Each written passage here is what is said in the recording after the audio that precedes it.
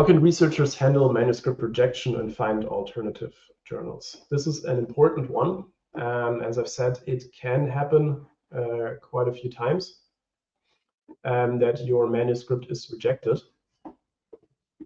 And you need to be able to deal with that. First of all, of course, it sucks. No way around that. So it's okay to spend the night sad. Do whatever you do to deal with that, because of course we tried and we put a lot of work into that and we put our best foot forward when you did the first time.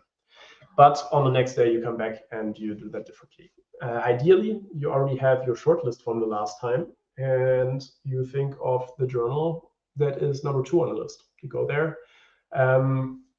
You can think of if that's a good fit or not, but I would recommend to start a thinking process based on the reviewer comments that you get back. So if it's desk rejection, you don't get any reviewer comments, definitely your selection of journal was off, and you should go to the next one on your shortlist. If you get it back after revision, it might mean also work on the data.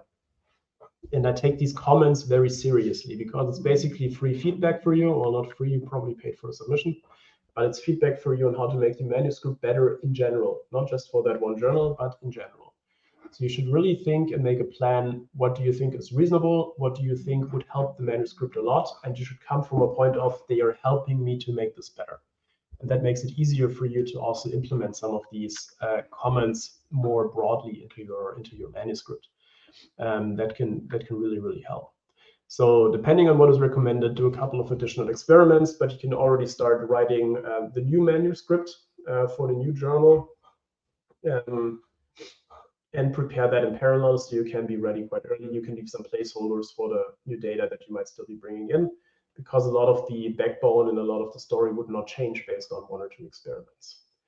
Very, very importantly, you can't just take the same you can't just take the same manuscript and submit it to a different journal. Why is that?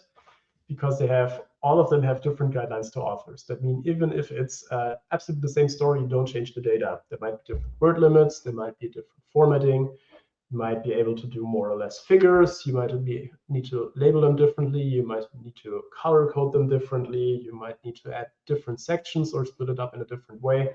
No 2 journals have the same guidelines to authors, they're all different. So you need to rewrite this anyway. That's going to take quite some time. It is annoying, yes, but it's also going to be valuable, and it's going to make for a much better manuscript down the road. So if it happens, your manuscript gets rejected, and that will happen in your career, don't worry. Get back up. Try to see what you can take from the reviewer comments if you get them. Take that into account, make that better. Use the shortlist that you had prepared before to select another journal. Double check that, of course, with your colleagues, and then always rewrite the manuscript and always tailor it again to the new journal. Same goes there for the cover letter.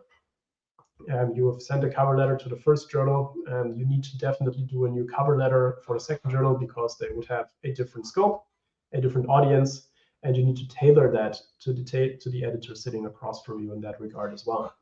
So importantly, put in the work, because that is really important to increase your chances and to give you the best chances of getting accepted. Again, you can push that up, you can push that down. It's never going to be 100%, but you want to put your best foot forward always.